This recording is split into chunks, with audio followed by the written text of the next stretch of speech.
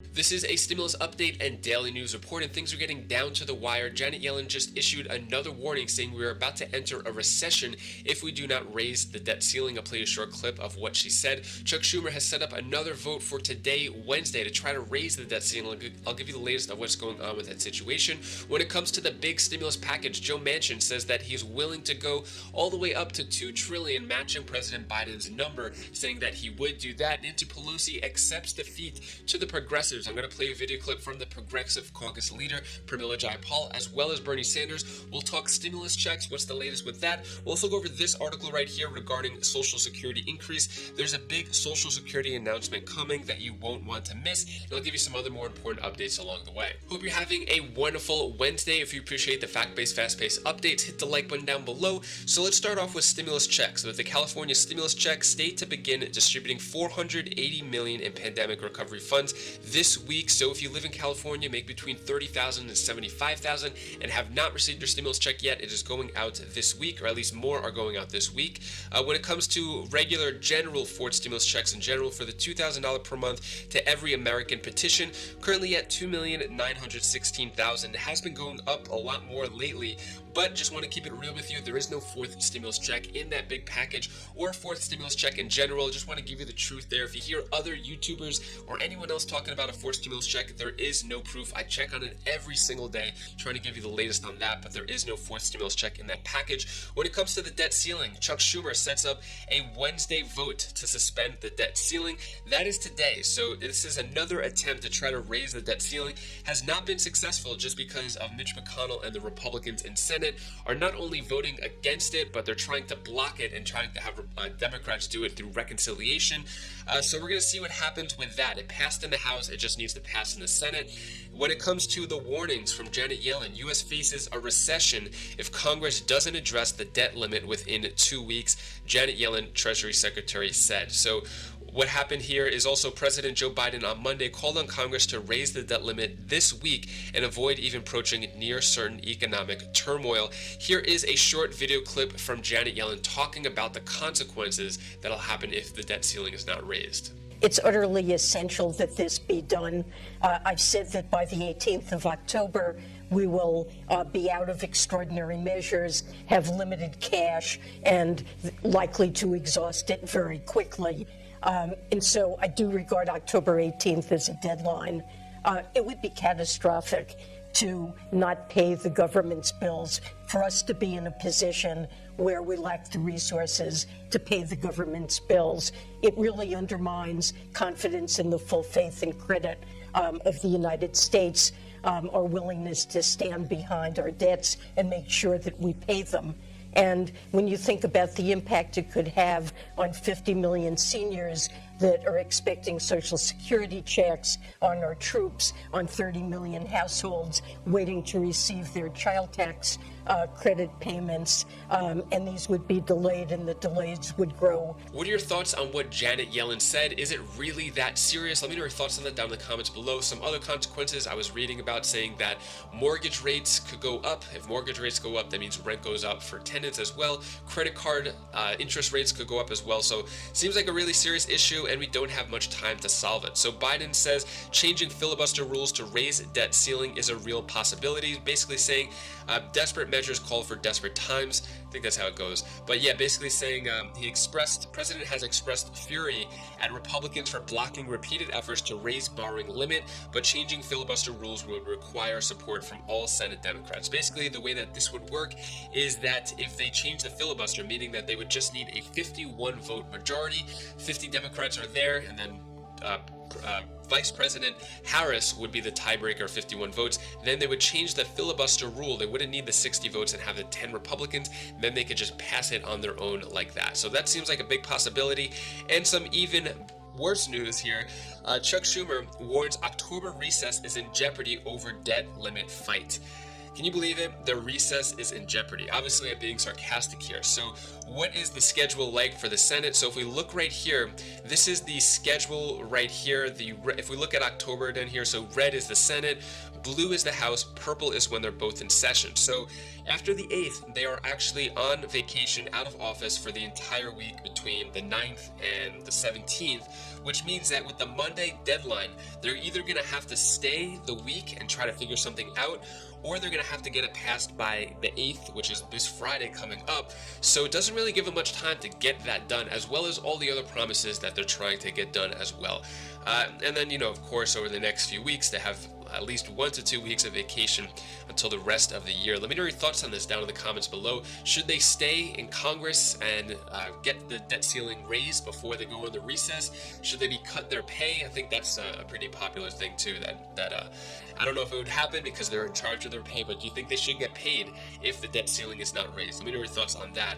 When it comes to the big spending bill, the $3.5 trillion stimulus package, the Build Back Better, the Part 2, so many different names now. So Manchin open to spending bill above $1.5 trillion, saying, I'm not ruling anything out. So originally he said he's not going above $1.5 trillion compared to that $3.5 trillion number. So how much higher is he willing to go? So Manchin is open. It opens the door to deal in range of 1.9 to 2.2 trillion, which is what President Biden said. So what Manchin just said recently is, I'm not ruling anything out, but the bottom line is I want to make sure that we are strategic and we do the right job and we don't basically add more to the concerns that we have right now. So we'll see what happens when it comes to this big deal right here. As mentioned, Nancy Pelosi has set a deadline for October 31st, but Chuck Schumer says he wants to get it done this week. If he wants to get it done this week, he'll have to get it done before the 8th because they're going out of town after the 8th, which is probably why he wants to have it done in days, not weeks. But I don't know, nothing really moves too fast in Congress anyway. So Pelosi handed major defeat by rising progressive Democrat stars as Biden agenda put on ice. So Nancy Pelosi has been defeated by the House progressives. So it is a Democrat versus Democrat fight, the progressives versus the moderates. So basically the more liberals, more leaning left versus the more centrist like Joe Manchin. So Nancy Pelosi kind of caught in the middle, tried to do some votes, but was stopped by Pramila Jayapal, who is the Progressive Caucus leader, who's very powerful in this moment, especially with trying to pass things. Here's the latest video clip of what she has to say about it. Joining us now is Washington Congresswoman Pramila Jayapal, chair of the Congressional Progressive Caucus. Congresswoman, thank you for being with us. I don't know, that was the best effort we could get to at conveying what has been going on at Congress, but you're actually in those meetings. You're in the room where it happened. So how much of what I just told the audience is accurate? Ali, it's good to see you. Thanks for having me on. Look, there's some things that are accurate in that we are trying to get to a set of priorities that will be transformational, that will change people's lives, that will take on climate change, that will, provide paid leave, 12 weeks of paid leave to people, that will provide childcare, pre-K, community college, healthcare, Medicare expansion, immigration, take on the immigration issues. These are our priorities in the Congressional Progressive Caucus that are in the president's Build Back agenda. This is actually the president's agenda, just to be clear. But what is true is that we do have to get 50 senators on board. We have 96% of Democrats in the House and the Senate on board, but we don't have 4%. And our margins are so thin that we have to get every single person on board. So we are in the negotiation process. We thought that 3.5 was actually the compromise negotiation position, and it came from these priorities. It was not a number that was picked out of the air. But at the end of the day, what we're thinking about is if we have to trim a little, and I'm saying a little, then what we would like to do is have our priorities represented, and those are childcare, or really the care economy. It is Medicare expansion, it is immigration, it is housing, and climate change. Those 5 priorities that we need to include, but perhaps for shorter number of years, because I don't think we can choose and pit between childcare and climate change.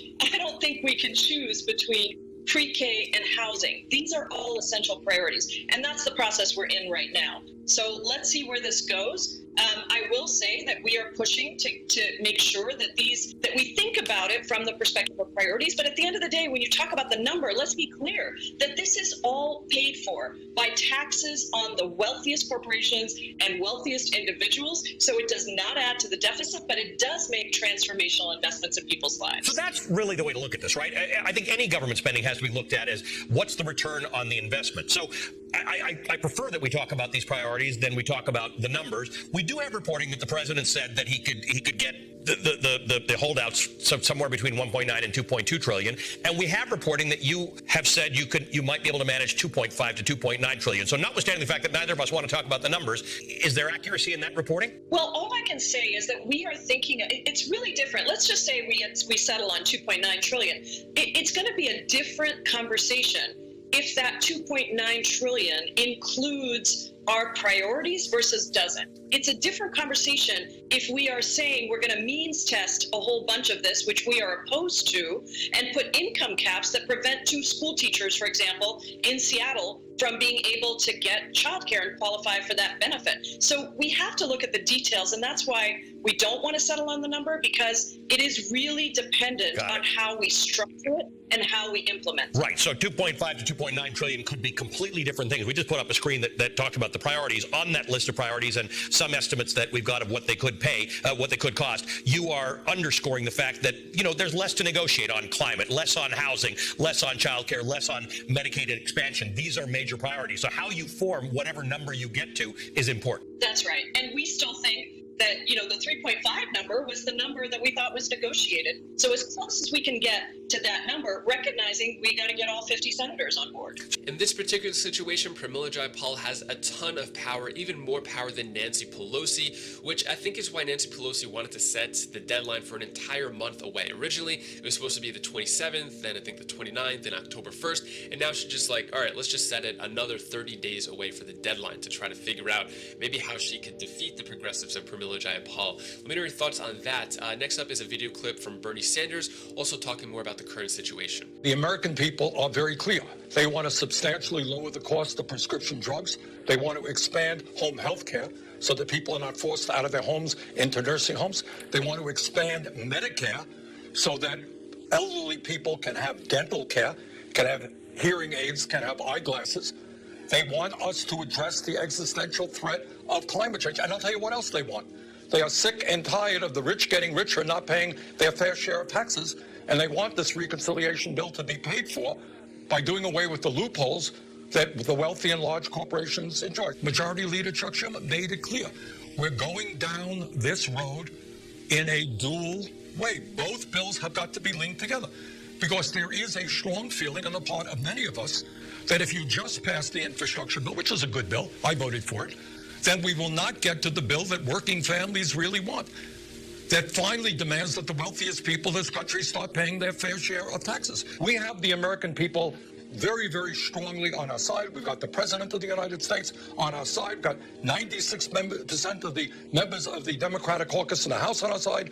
We got all but 2 senators at this point and the Democratic caucus on our side. We're going to win this thing. We're going to pass a strong infrastructure bill to rebuild our crumbling infrastructure, and we're going to pass a reconciliation bill.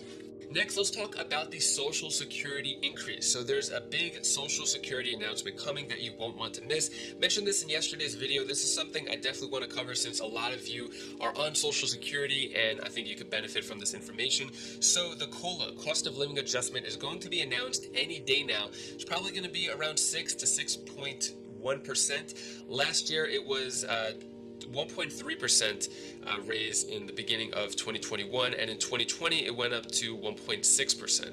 Or actually, sorry, I did that the other way around. But yeah, so the cost of living adjustment is going to be announced very soon. In terms of the other Social Security increases, there have been many proposals. Just want to give you a quick update on what's going on with that. So a lot of proposals to raise it $279 more per month for SSI, $200 per month for all Social Security recipients. A lot of those proposals did not make it into this big package. Politicians have pushed for it. There just wasn't enough momentum. So I wanted to give you an update on that.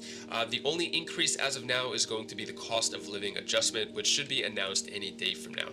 Thank you so much for watching. That is all the stimulus news, or actually no, that If you want to click up here, you can watch my other videos, or down here, or one of these links. Anyway, I really spaced out there. Take care, be safe. Thank you for watching.